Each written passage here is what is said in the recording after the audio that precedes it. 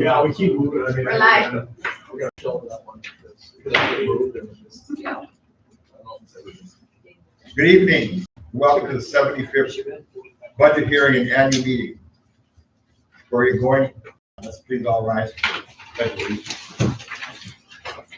I pledge allegiance to the flag of the United States of America and to the republic for which it stands, one nation, under God, indivisible, with liberty and justice for all. Thank you. We'd like to call the budget hearing to order and report that the agenda was posted prior to the meeting and was published in the district's official newspaper, the Superior Telegram. The first notice was at least 10 days prior to the meeting. The second was published not more than 8 days or less than 1 day prior to the meeting. The meeting notice was also posted throughout the district on the district webpage and published in the Connection. A summary of the budget was mailed to all box holders at least 10 days prior to this meeting, according to state statute, that a detailed copy made available to the public on the same day. The purpose of this hearing is to explain the budget for the 24-25 school year and then allow citizens to ask questions about the budget and make suggestions to the board about the budget. The ground rules. The ground rules for the meeting are as follows. All speakers should rise and be recognized by the chairperson, move to the podium and state their name and village or township, and proceed with the presentation. Each speaker will be allowed one turn to make their presentation. All people making motions should state their name, township, or village for proper recording. All questions should be directed to the chairperson. The person should be recognized before speaking. The minutes are not a transcript. It is a recording of motions, votes, and decisions made of the agenda items. Any questions regarding procedures used or business proper for the meeting will be referred to Carl Morin, district superintendent for the school district.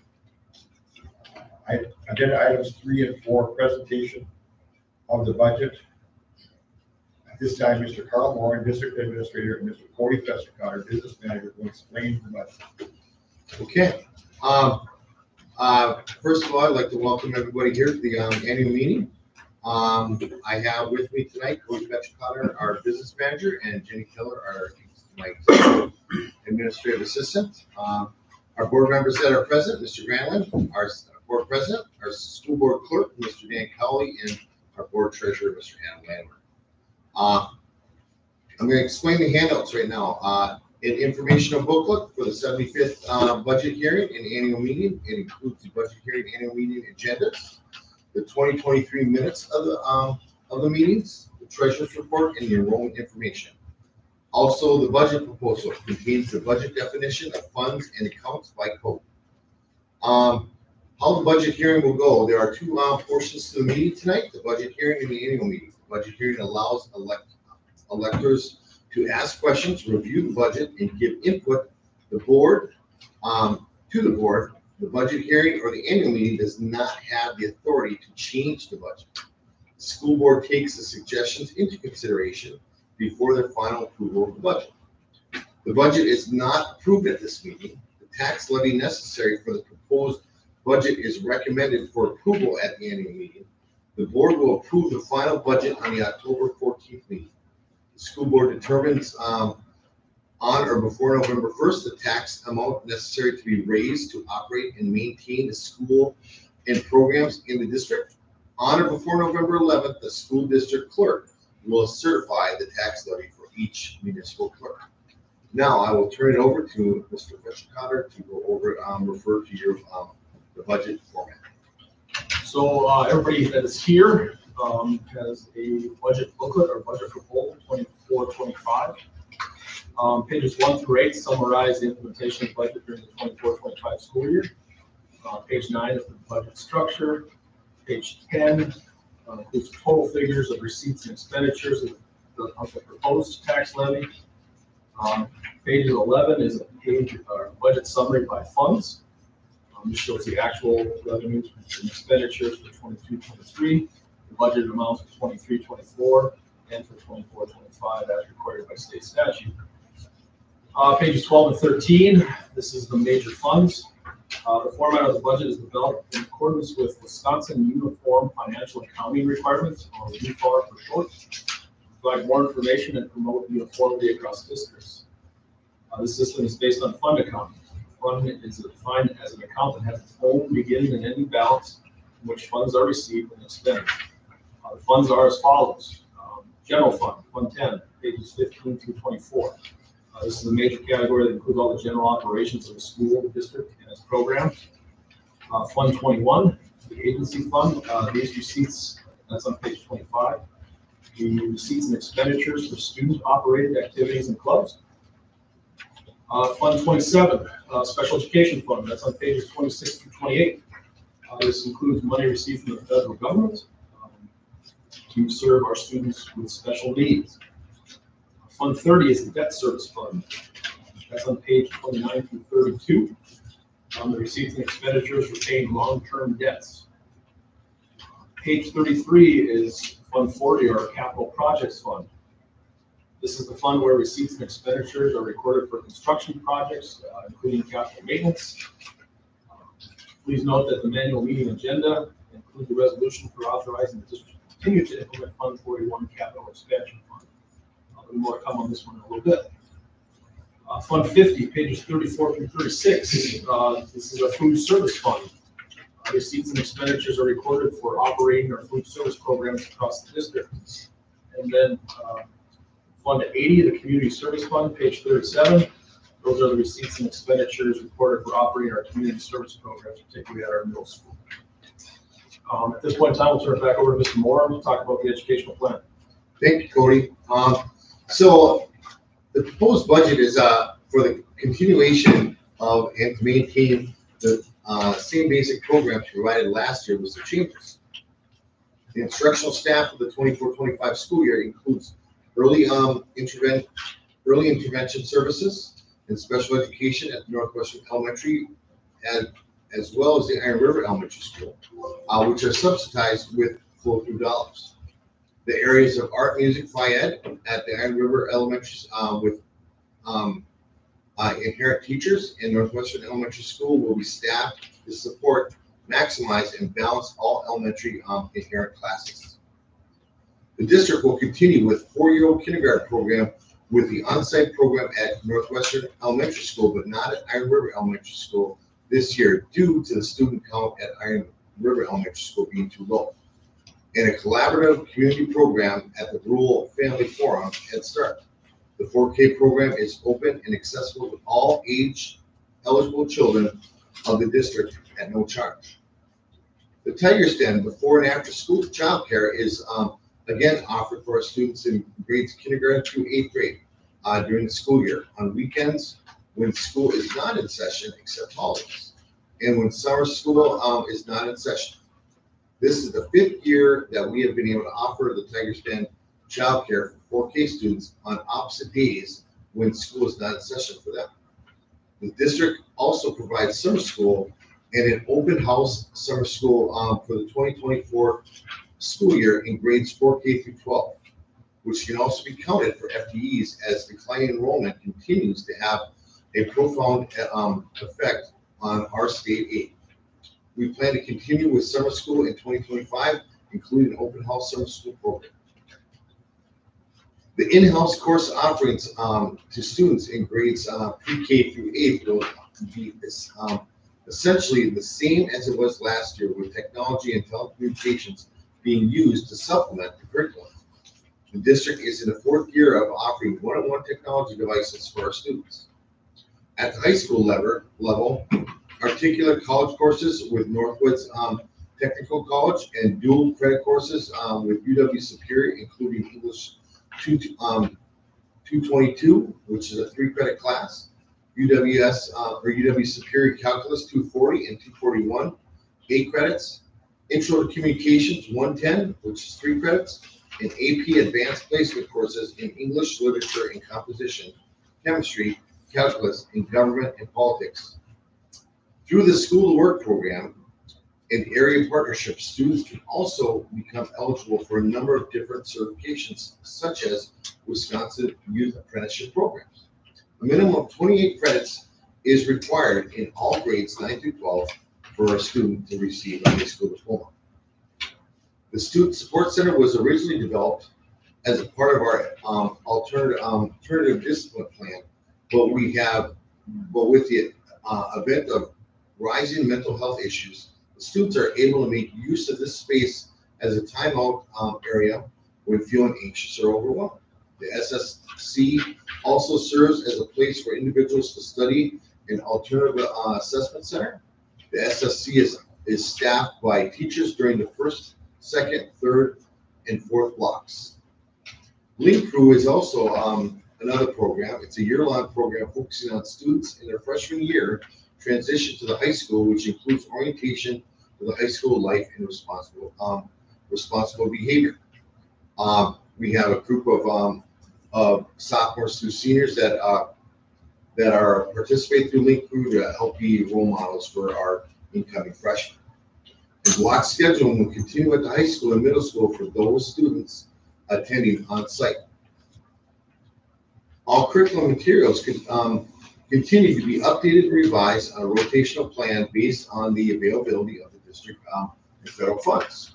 Revisions are a result of standards and assessment mandates by the state of Wisconsin and the federal government. The process is handled through ability level principals, department chairs, and curriculum committees. As a part of the Wisconsin PI 34 requirements to provide highly educated, qualified teachers in the district, a teacher mentor program is conducted for all newly hired instructional staff with an initial educator license. 5 support seminars are conducted throughout the school year for the new staff on topics pertaining to the student achievement, teacher performance, and expectations in other areas related to the daily routine and classroom management. In addition, staff development days are used to review, evaluate, and align curriculum to ensure that the school district is meeting the accountability for school systems as set forth by the Wisconsin Department of Public Instruction through the Wisconsin Student Assessment System testing. Each year, schools receive 1 of 5 accountable ratings based on overall score that results from performance in the following priority areas: student achievement, student growth, closing gaps, on track to graduation, post-secondary readiness. Poor test participation, dropout, and absenteeism rates can reduce priority area scores. The Wisconsin Department of Public Instruction will be publishing state performance report cards sometime this fall. Students also receive educational program opportunities through extracurricular and co-curricular activities. Students may participate in drama, forensics, athletics, music, and many other club activities. These programs are considered to be an integral part of the total educational program. The School District of Maple will continue to implement the educator effectiveness evaluation requirements established by the Department of Public Instruction. The purpose is to improve professional practices in order to improve student outcomes through quality data, identifying areas of strength as well as needed growth. And that is what we have for the educational programming for the budget hearing. So I'll turn it back over to Mr. Fetchercutter to go through the rest of the budget hearing. The proposed budget is based on estimated costs and increases that either have occurred or will take place during this fiscal year. Those costs can be related to supplies, materials, equipment, utilities, insurance, wages, benefits, and requirements from the Department of Public Instruction, state and federal agencies, as well as current law and the revenue limit formula. For those of you who are here, on page 12, section 65.90, the Wisconsin State Statute requires school districts to annually publish a budget summary of all funds. The first summary shows the general fund, the debt service fund, and the community service fund, which are the only funds that affect the local tax levy and state aid. The remaining funds operate with transfers from the general fund itself and or from other aids other than local taxes and general state aid. A summary of these funds, receipts, and expenditures is shown at the bottom of page 12 of table 1. Our state law requires that 5 columns are shown for presenting the budget tonight. These columns include account definitions by the major account groups, a code of series for major accounting groupings by both revenue and expense. The prior year actual, so 22-23 actual dollars, the budgeted amounts for last year, 23-24, and the proposed budget for 24-25 is coming, I guess, technically the school year that we're in right now. The total proposed expenditures for the 24-25 school year from the general fund are $17,690,987 and $4,164,029 for the debt service fund, for a total expenditure of $21,837,016. Anticipated receipts for the 24-25 school year in the general fund are $17,411,202 and $4,146,029 for the debt service fund, for a total of $21,857,231. It's anticipated at this time that the levy collected plus the general state aid and other state, federal, and local receipts will fully meet projected costs for the upcoming school year. It is estimated that approximately 49.9% of the revenue from 24-25 general fund will come from state aid and 50.1% from local sources or other sources. The estimated tax levy required to finance the 24-25 budget is $10,397,904.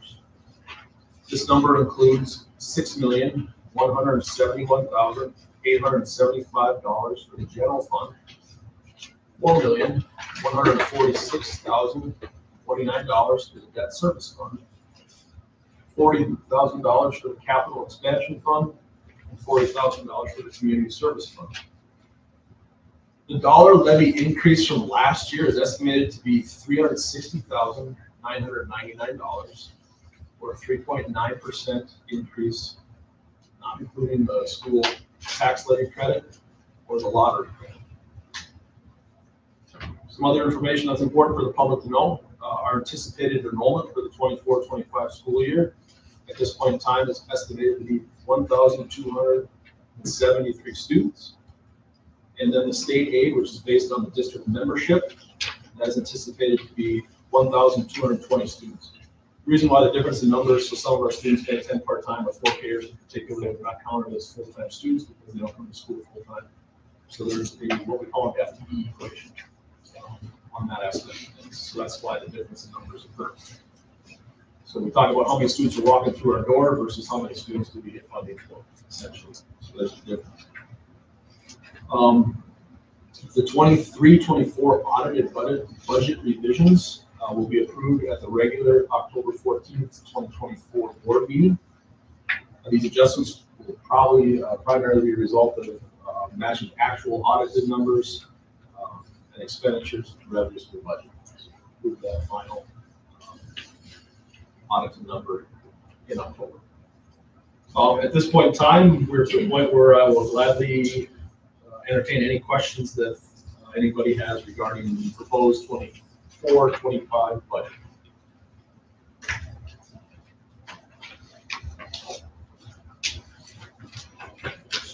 Mr. Strebler, or excuse me, state your name. If you come to the podium, it helps us pick up on the TV lens. Sorry.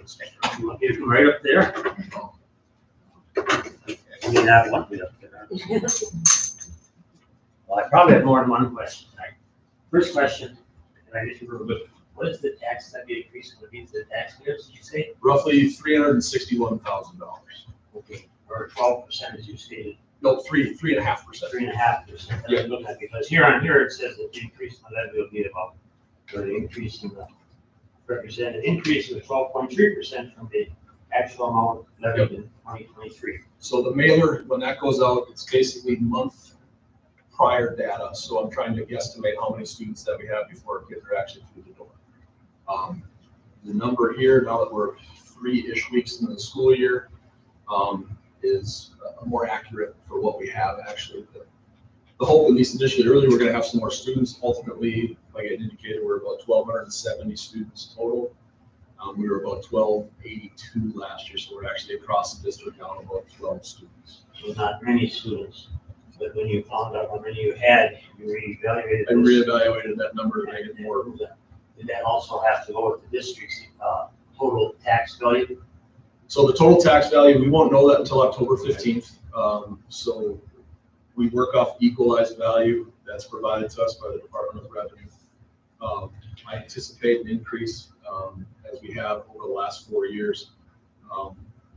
If you're asking me today, I believe that number is going to be north of $1.5 billion of equalized value in the district. About 5 years ago, that number was 850 million, so it has significantly increased. And that's mostly in relation to, not that we have a whole lot of housing development projects per se or businesses coming in, but it's just the reality of houses are selling more nowadays than they were 3, 4, 5 years ago.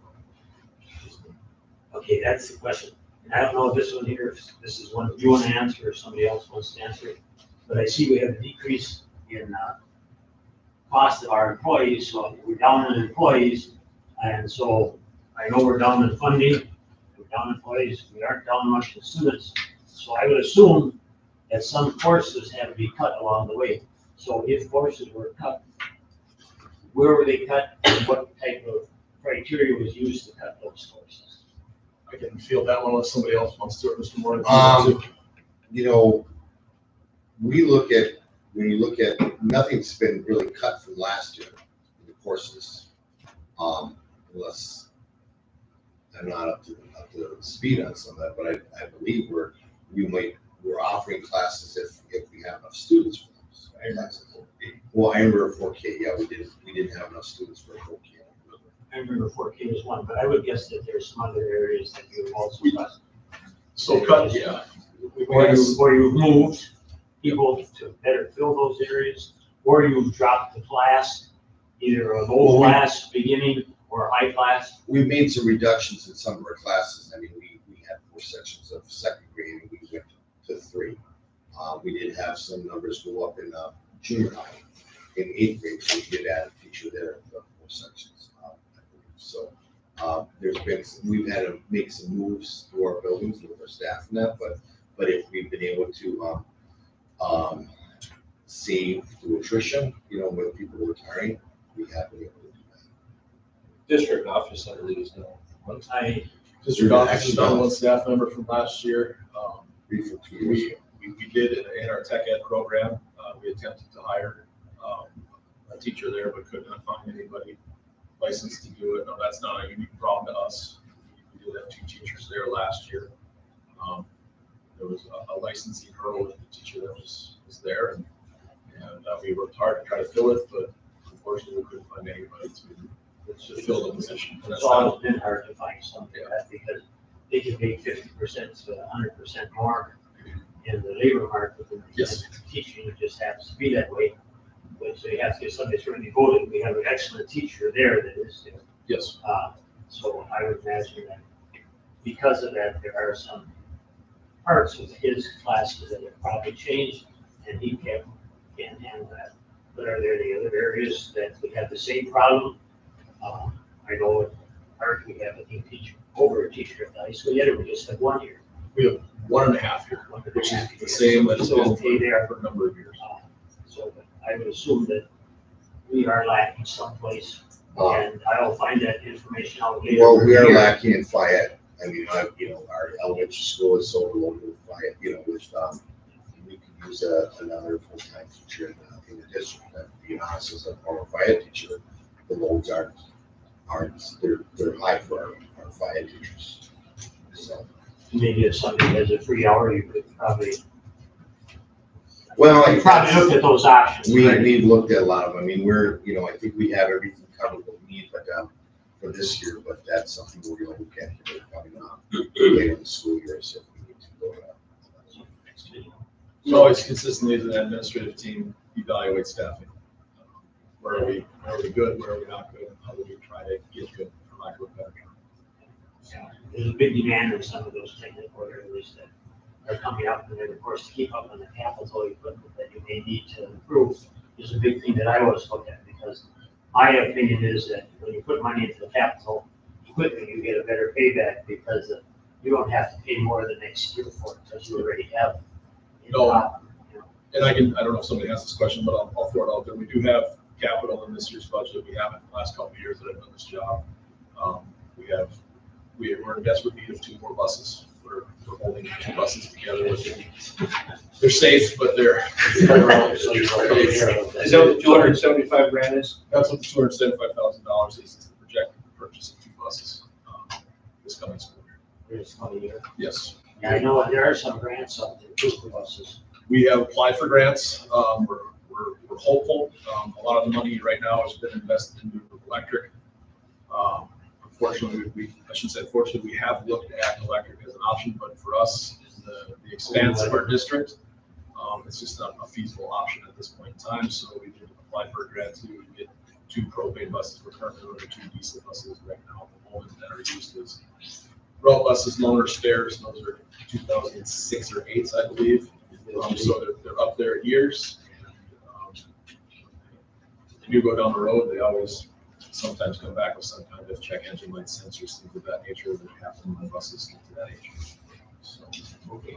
I'll leave somebody else ask questions. I might have some other questions. Thank you. Thank you.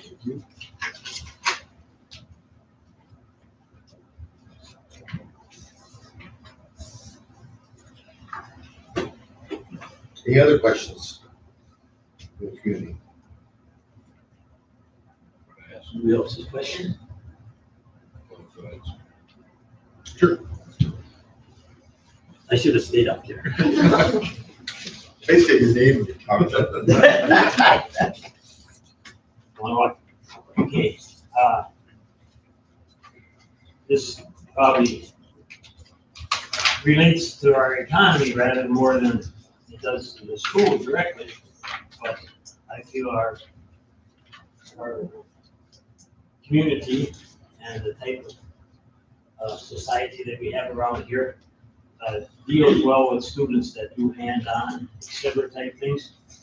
And when you look at our school to work program, how much have you looked at youth options and the fact that not all students necessarily work away from home? Some of them have enterprises at home where they are actually bringing income in, or they're building capital. And those programs could be used as youth option programs, the same as if they're going to somebody's job. And I don't think you've looked at that. And I think that deserves some looking at. I think there might be some criteria that with what you're saying, that with youth options and school work, they have to fit into some of these categories. Yes, yes, they do. So that would be, we would have to look to make sure that they would fit into something like that. Governor Nevers, who is here in our school district, Yeah. is very up on this. And if you look at other school districts, they're using a lot of youth options with student programs that are actually the students' thing.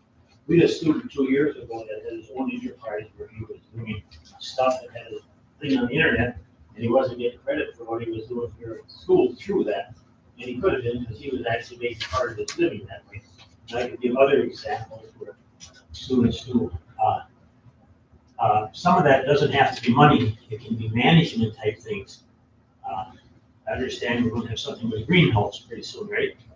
Okay, well, I don't know if you've looked into those options either yet, but there are some options there where students can get, besides the regular credit, they can get work study type credits through research in one area, if you're doing research on plant development or whatever, and there's some other ways that they can actually get student credits. And so you should be looking at this because it's hurting the development of careers where we have students that are interested in doing a life career that they could learn and start at home and then go to somebody's business to work further or go to college. It's called school to work, you might say, or you could say the last program that a student does before they get a job. So I think we should take a look at that because we're failing our community in that area. I will say we do have school to work credits, but it usually needs to be a paid job for hours equate to credits. There is ones that are related to management, research, etc. So that's an And area Governor Evers has a lot of that information, we can explore with our average and there's coordinator. also a lot of stuff on the internet, etc. for it, and in the state DPI. You just gotta look for it. Okay, thank you. Thank you. Page 19. What is on line 964? Adjustments. What qualifies? What fits in that? Sorry, I'm Adam from Papa. I'm trying to scroll on my computer here to get there, but computers are not cooperating. You looked at this page? That's it. Yeah. It's technology, we love it. So those are insurance adjustments. One of the reasons why that number is significantly higher than what I anticipate is because we had an insurance claim. For those of you who remember, we had a roofing issue going back to essentially 2 years ago. They repaired that last summer. So those are insurance funds coming back in to offset the cost of that. So that makes sense. So obviously, we did not have any roofing issues where we had trusses collapse this last winter, which I'm thankful for. Let's hope that we have an easier winter again this year. Awesome. And then page 20, where you're at, this one here. Other employee benefits, number 290. So that is our post-employment benefit program, essentially. Okay. That boils down to. That's what I was thinking. And then page 22, technology non-capital line item 480. Yeah, so that budget has increased by about, it's close to $100,000. We have, so this is our technology hardware. There's really three big things pulling into that. Our one-to-one technology. We have to purchase roughly 200 Chromebooks each year out of a one-to-one because those machines do not last forever. You can get about 5 to 6 year life cycle out of them. What it's down to. Two, we have a series of computers that are no teacher machines, mostly staff machines that are not going to be supported by Microsoft Office with the current version that we have. So those computers are getting old. And then we have some infrastructure internally, things like switches, access points, stuff that allows us to broadcast an internet signal within our buildings. That'll need to be addressed as well. So, And that's considered a non-capital item? yep. So the reason why it's considered non-capital is that the price of these units individually do not get over that capital threshold. If that makes sense. So yes, when we buy, the district buys 200 Chromebooks, that's a $65,000-$70,000 bill roughly, but each individual Chromebook is $250,000 to $300,000. So we account for it there individually.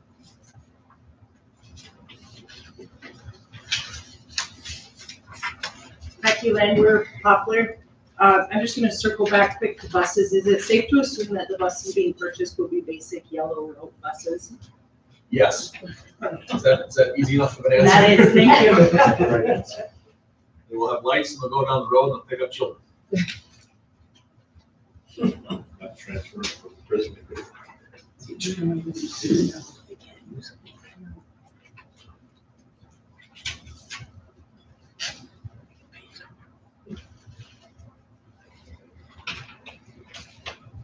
Any other questions I can answer for anybody?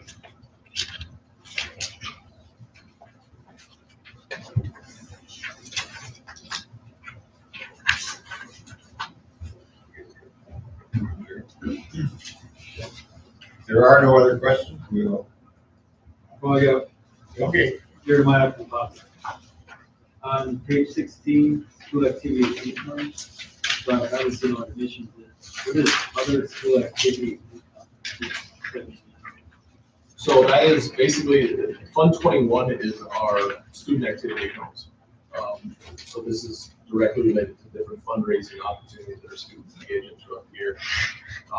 That could be, So that's all the sports grades? that's, well, and not just sports, it could be, drama, it's all of our co-curriculars, it's our grade levels, it's middle school student council, any kind of fundraising stuff that those student groups do. You know, selling candy bars, pizza, selling cards, doing some kind of online fundraiser, penny wars, for those of you at the elementary level, that's a popular one. So, yeah. We That's what project, they get, and then that, but you have that, so it's a set, we have to account for it separately, obviously, because that is those dollars, and that's meant to be where those dollars are spent in the classes doing the fundraiser. It stays in that class. That stays in that class. It does not go in the general fund, it's completely separate. In terms of that aspect. So those would not affect their funds from the state. No, they do not. It's, like I said, we have to account for it, but Fund 21 is exactly what it is, the student activity accounts. So it is money in, money out. We can carry over funds within that particular area oftentimes. Best case, best example would be like the freshman class might be doing some kind of fundraiser starting now. And then progress to do something, and then by the time they're seniors, so that money goes back into the grad party. This is a simple one. So when those freshman class, we gotta take that money out, they fill in a form with your activity director and get approval on whatever they're spending, right? Yes, students cannot, so we are actually online, so it does go through an approval process. The club advisor, whoever that may be, will work with the student to identify what they may or may not want to purchase. They submit that request, that's approved by the building principal, and then the alt-pay is also signed off by me. Same as all. Yep, same as always, same process. So yes, we're not just handing out. Or no. Is there a line item on here that I didn't see that shows what you're hoping to put back into fund balance? So right now I've got and these are estimated numbers. This is always fun to explain to people from a school budgeting standpoint. Our fiscal year starts July 1, and we don't actually know what our funds are going to be until October 15th. So we work off of it's educated guesses, but it is still guessing. Right now, I think the budget surplus, my goal is to put somewhere in the neighborhood of $350,000 to $400,000 back into fund balance.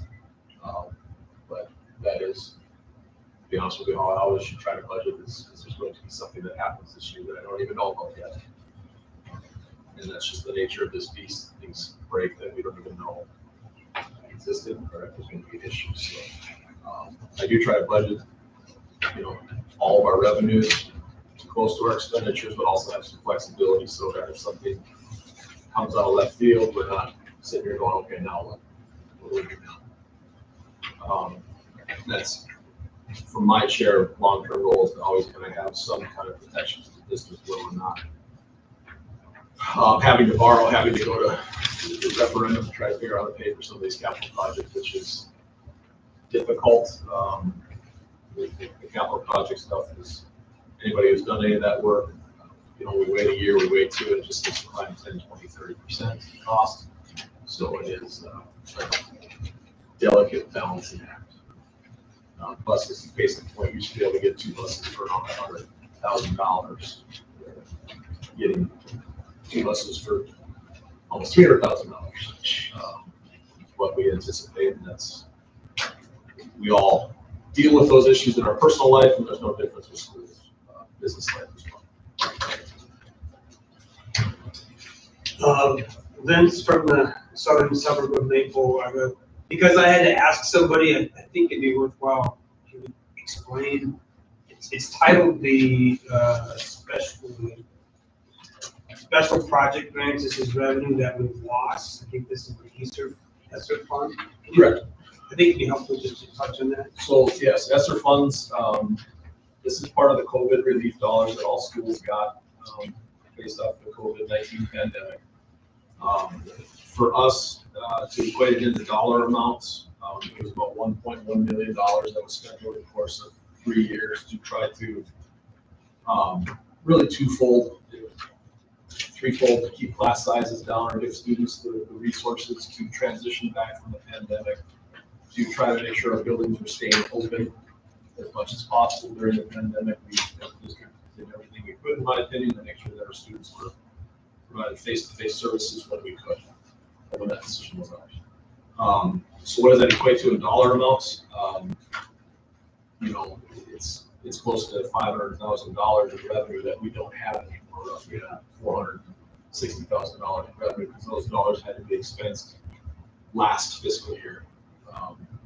And the majority of where we invested those dollars was in staff, people, which was important to our administration at the time. Our community did have input on that plan. Those dollars are no longer available to us. So that is part of what my job is try to take the dollars that we do have and figure out a way to make that work. I'm happy to report that we did Through attrition, some of the things that Mr. Shepherd talked about, we were able to keep both teaching staff and mental health counseling staff in-house, which is called a different fund, different side of different fund.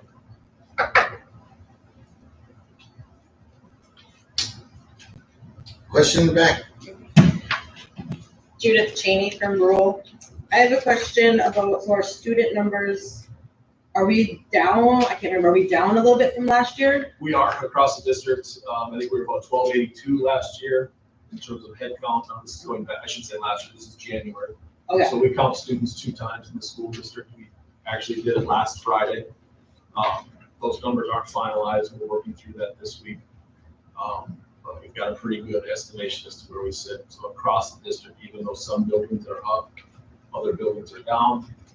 From my chair, I look at district-wide, and we're down roughly 10, 11, 12 students. And that's not including 4K? That's just That's K-12? everybody, yes. No, that doesn't include 4K. That doesn't include 4K? Okay. Part of that count. And so then on page 16 where it says the general tuition open enrollment, it looks like our estimated is that it looks like it's the most. So that we're getting more on open enrollment? Yes. That means we're losing district kids? Nope, so we Or- we'll finalize this week too. Ms. Keller's elbows deep in open enrollment. I'm happy to report, at least as of right now, and it shouldn't change heavily now. Most of the students that are open enrolled, of course, we've been in session for a couple of weeks, are here. I don't have the exact numbers, but last year we had roughly about 180 students come to us. We had about 140 students go out. This year we have about 192, 93 students coming in, and we have about 125 going out. So what I call our give take, or we're winning that battle. In a perfect world, we have 0 students open enrolled out. We understand that that's the goal, but probably will never be a reality. So do we know why we lost kids, or is it just, So some we actually- moved, some are open enrolled, some are? People aren't having as many kids anymore. The average families that were 5 kids, 2 kids. Some busted above average. Hey, and we appreciate everything that's but it's just it's kind of, that group that's between the ages of 22 and 30 right now. They kind of enjoy their life of just being together and not having kids yet. And so there's a big lull here of people having kids. No, I was looking at somebody who, I saw the whole school, I see the whole school every day for NES. So I'm like, oh, I'm missing a bunch of faces. We don't know why certain kids left, or we just know they're gone. So yeah, we do evaluate that number. Are they open enrolled out? Do they just move because? Oh, yeah, people whatever move, Yeah, but- that's always gonna happen. If we're losing kids, district kids. Yep. It'd be nice to know why we're losing district kids. Mr. Morgan indicated that the ultimate truth is that they're just twofold, in my opinion. People are having fewer kids, which isn't, news breaking to everybody that is out there. It's across the state. Yeah, the Oh, second- no, it's, The second biggest issue, at least in my opinion, is just trying to find affordable housing for families. We've got a number of people, including our own staff members, that work here, but unfortunately we're not able to find affordable housing within our districts to purchase. Outside of our district, our students are open enrolled to us, but we have, in my opinion, a lack of viable options for families that are trying to get into housing, and that gets into a whole other can of worms. in yeah, regards for to sure. the real estate, which I don't want to get into. Move through. All right, thank We you. do evaluate enrollment all the time, open enrollment. How are we being as attractive as we can be to students outside the district, but also our own students that live in the district might be going elsewhere. And Well, trying to evaluate what we can That's get. that down too. So as we're looking at that, are we looking at the larger class sizes? Could that be part of it? Is that, I personally as a parent, I'm like, oh, this kind of sucks, these big class sizes. Yep. If your kid isn't getting it right away, or they're not special ed, That's always. a there's difficult not especially without having we don't have math intervention. So the reading intervention, we have something to help with the kids who aren't good at math. There's just, whatever the teacher can do, and we have amazing teachers. But when you got 26 kids in a room, and 20 of them don't stop talking. It's hard. So if we're looking to attract people, it's hard to say, hey, come join our noisy school, that kids don't stop talking and we don't have interventions that. As a parent, that's where I'm at. Thank you.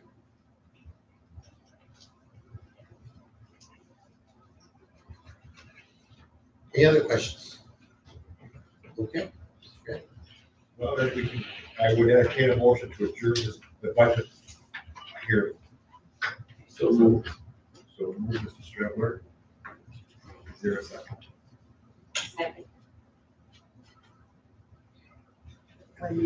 Scott. All in favor, say aye. Aye. Opposed? Okay, we will not have a recess between meetings. We will go into the annual meeting. I'd like to call this annual meeting to order. Explain the purpose of the annual meeting is to complete the business of on the agenda, including the approval of the tax resolution that were explained in the budget hearing. The ground rules of the meeting are the same as those that were explained in the budget hearing. I'd like to call the annual meeting to order. Report to the agenda was posted prior to the meeting and was published in the district's official newspaper, the Superior Telegram. The first notice was at least 10 days prior to the meeting. The second was published not more than 8 days or less than 1 day prior to the meeting. The meeting notice was also posted throughout the district on the district webpage, published in the connection. At this time, Dan Cowley, school board clerk, will conduct the election of a chairman for this meeting. All right, nominations are now in order for chairman of the annual meeting. I nominate Mike Bradley. Are there any further nominations? Are there any further nominations? All right, One more Mr. time. Granlund is One the more chair of the 2024 meeting. We'll do one more time, Hey, one more time. I guess. Are there any further nominations? Thank you. Lisa's Eagle. I did. If not, Mr. Granlund is the chair of the 2024 meeting. Thank you so much. Congratulations. Fame and fortune are coming your way. Last one though. By a lottery ticket. Okay, included in the informational booklet are the minutes of the 2023 annual meeting. These minutes are provided for your information.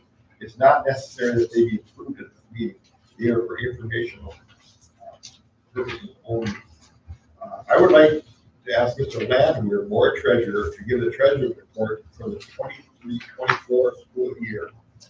The treasurer's report as of September 23rd, 2024 annual meeting. The cash and investment balance on July 1st, 2023 was $3,741,496. Total receipts from January 1, 2023 to June 30th, 2024 were $25,700,327. The breakdown of this amount is the general fund, $17,615,119. The special education fund, $2,588,097. The debt service fund, $3,954,187. The capital projects fund, $293,210. The food service fund, $847,265. Education trust fund, $365,549. And the community service fund, $36,900. Total disbursements from July 1, 2023 to June 30th, 2024 were $24,716,715. The breakdown of this amount is general fund, $16,512,808. Special education fund, $2,588,097. The debt service fund, $3,960,039. The capital projects fund, $281,710. The food service fund, $992,749. The Education Trust Fund, $346,658. And the Community Service Fund, $34,664. The cash and investment balance on June 30th, 2024 is $4,725,098. The breakdown of this amount is general fund, $3,558,037. Special education fund, $0. The debt service fund, $304,475. Capital projects fund, $201,817. The food service fund, $167,404.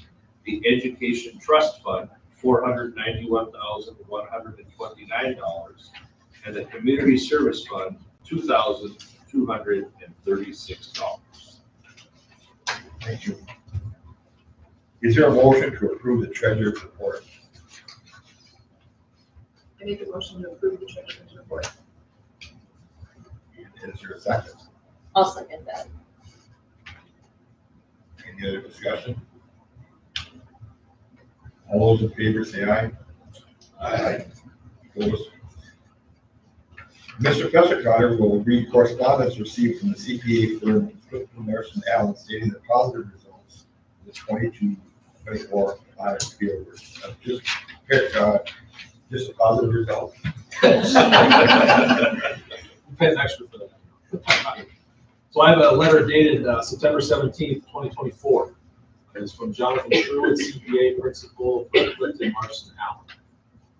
It says, Board of Education and taxpayers of the School District of Maple. The field work for the audit of the financial statements of the School District of Maple for the year ended June 30, 2024 has recently been completed. As part of the audit, we have audited the cash, investments, accounts receivable, accounts payable, long-term debt, revenue, and expenditure balances of the district.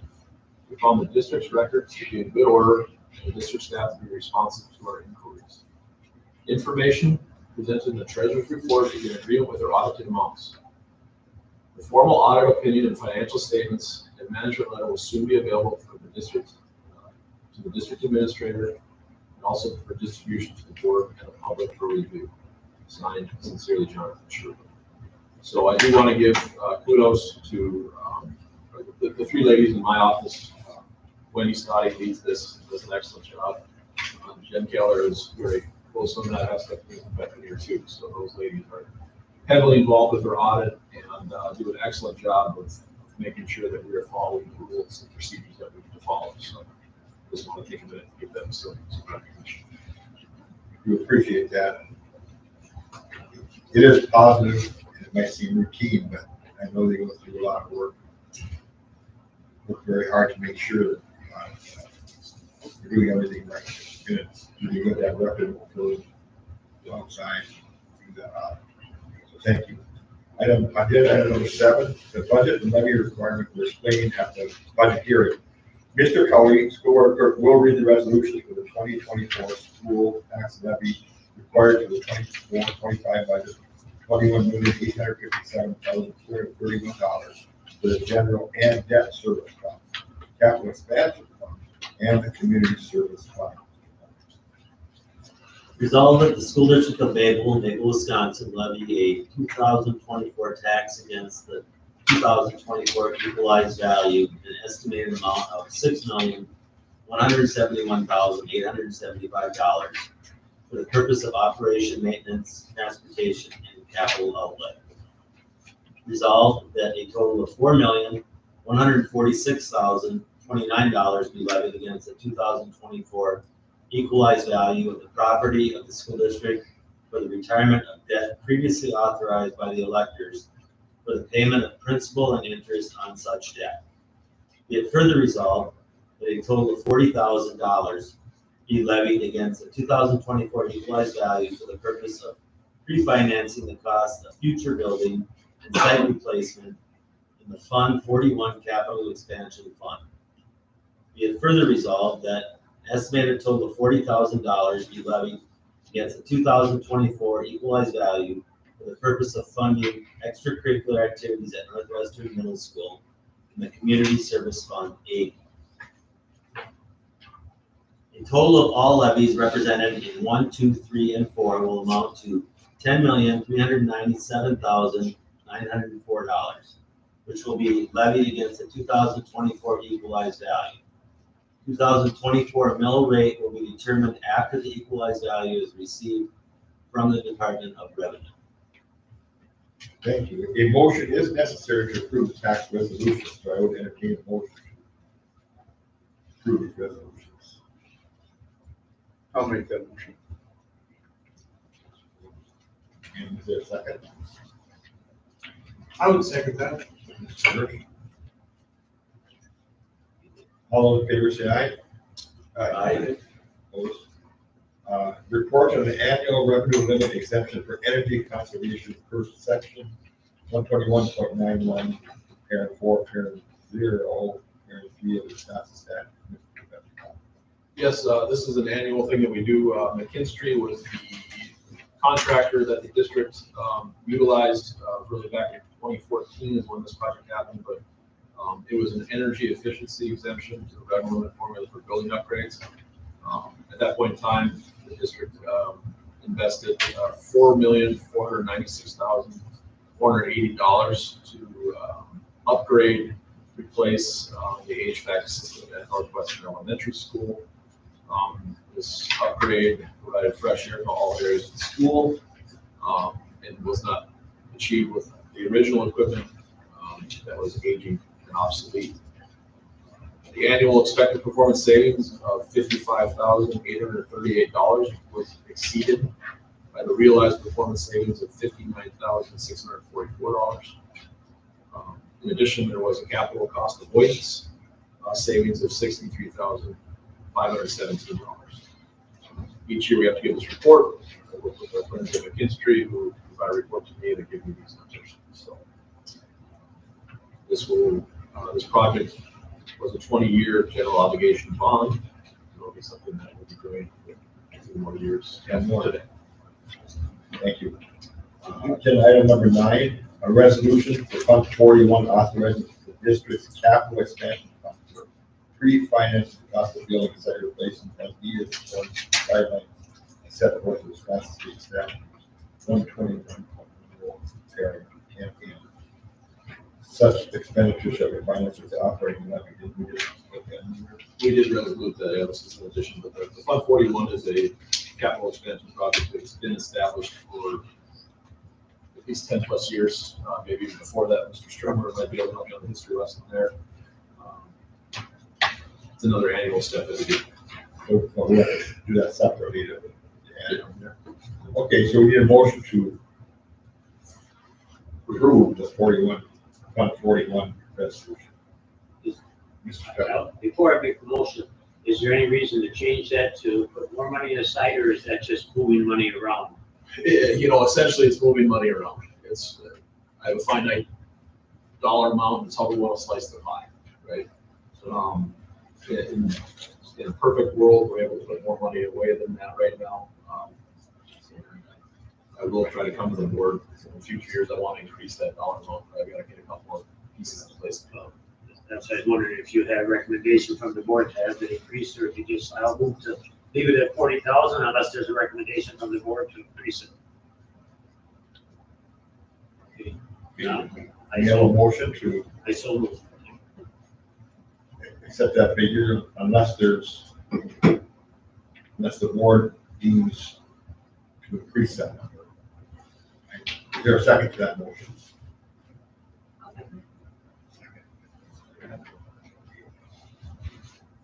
All in favor, say aye. Aye. Opposed, same. Motion carried.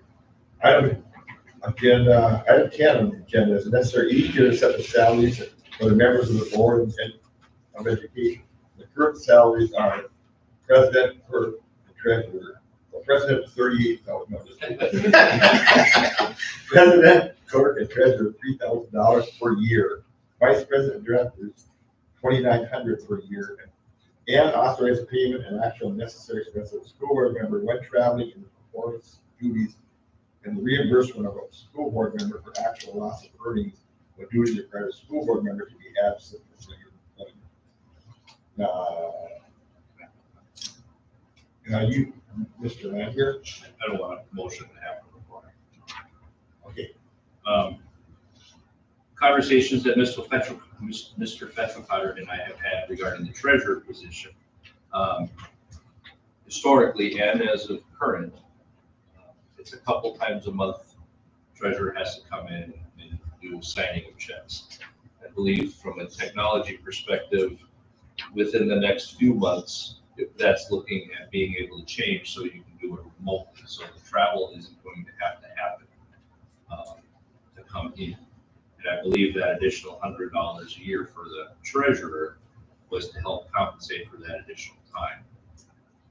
So I want to be clear to the board and John Q. public out there listening that there will still be signatures. We're just looking to do it online, virtually, which is kind of the trend for better or for worse. So we're working on setting up the system probably in my head in the month of November is what we're going to do it, where essentially Mr. Landwehr will get all of the review of the checks, sign off on yes, he's asking questions of me like he normally would when he was coming in, and then give the approval. So we both have that approval, sign the checks, and then we roll. It's one of those things that a lot of districts have gone to in terms of that aspect of things. So it's, in my head, all the same checks and balances without the physical travel to our district office. And can be done, we'll talk more about it in future board meetings so that we're crystal clear on this isn't changing the process, we're just changing how we're doing the process. Which is going to reduce, I'm not sure it's going to remove all, but it's probably going to reduce 90% of the additional travel time that the treasurer would end up taking. Now, I don't care about the $100 personally, but if it's able to be done remotely, I'm not sure that additional $100 should be paid to the treasurer.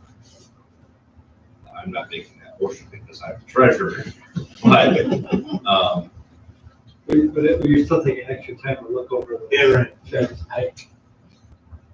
I would think the treasurer has a lot of thought process to watch where the money's going, so I would think that headache would be worth the extra $100 for the district.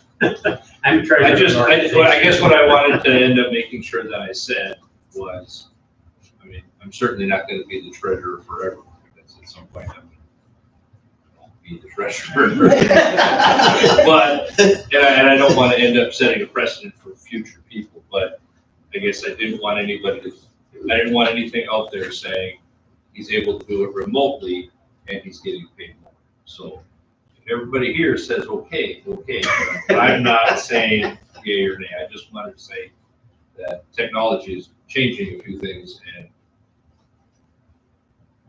I don't think anybody on the board is getting overpaid, so I would think your extra responsibilities are more. We appreciate your concern, but I would agree with the community. You are taking the time to look over that stuff.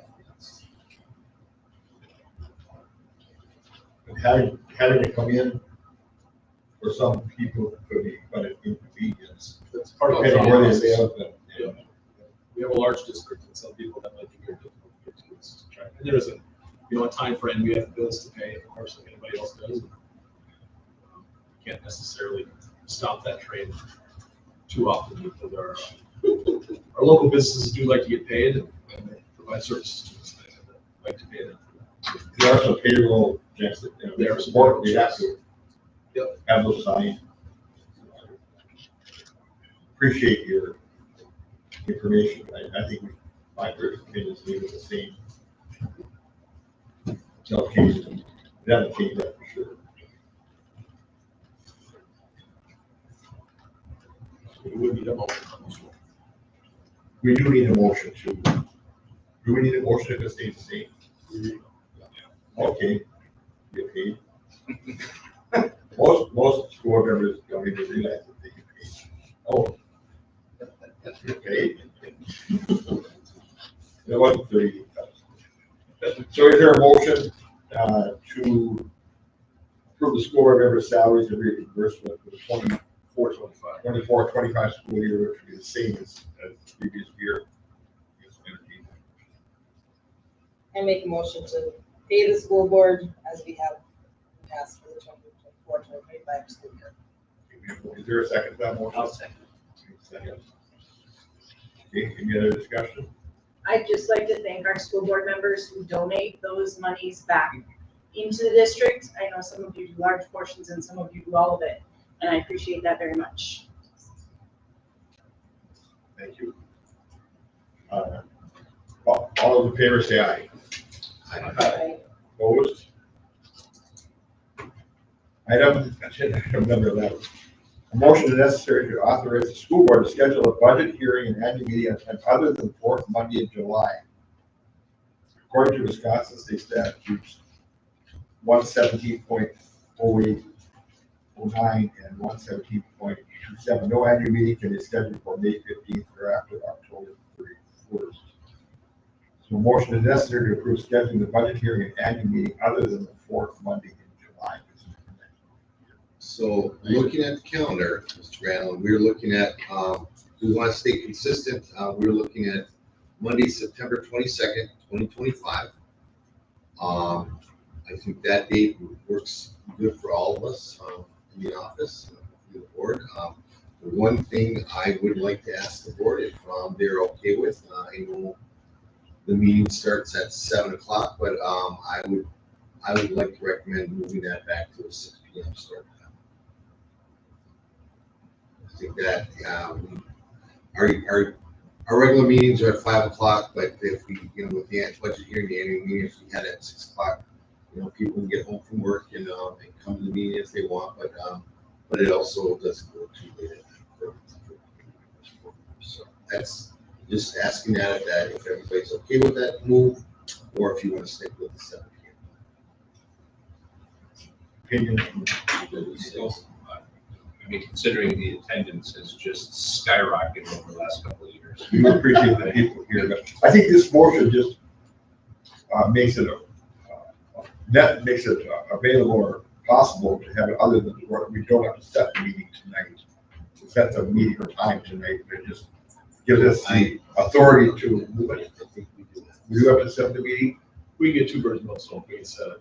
The Yeah. third Monday has historically been a good time from my office standpoint, where we're getting a little bit more concrete information that helps me try to put together a budget. So I'd like to keep that. We've got students back, we've got an idea of our enrollment is the biggest issue that we have. When do they do that, Tom? On which, Third Friday. Third Friday, so we did it, so if it's third Friday, you do it third Monday, we're not gonna have that number. and we won't, because we have to audit this. This actually doesn't get put until October. This gives us a good working base, which, going back to Mr. Stradler's point, the mailer is one thing that is taking numbers from over a month ago. We get too late in the year and we bump up against board meetings and get stuff happening.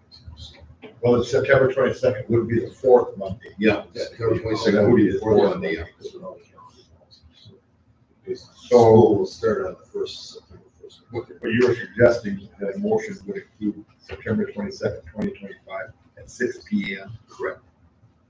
Okay. Does anyone want to make that motion? I'll make that motion. I will second said motion. Member second and said motion. September 22nd, which would be Monday at 6 p.m. Major change was. It will be. We have a motion in a second. Any other discussion? No second. Okay, we have a second right here. We have a second right here. Oh, you did? Okay, any discussion? It will be well advertised for the change. All those in favor say aye. Opposed? Is there any other items that are appropriate for this meeting that anyone would like to bring up at this time? If there are not items defined for the annual meeting, they should be referred to the regular school board meeting. We do appreciate everyone here tonight and at the regular school board meetings as well. And those people online.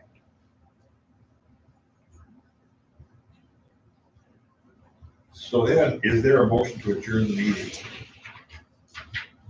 I make the motion to adjourn. Motion to adjourn, a second? Second. All in favor, say aye. Aye. Meeting adjourned, thank you, everyone. Green light. Good job. I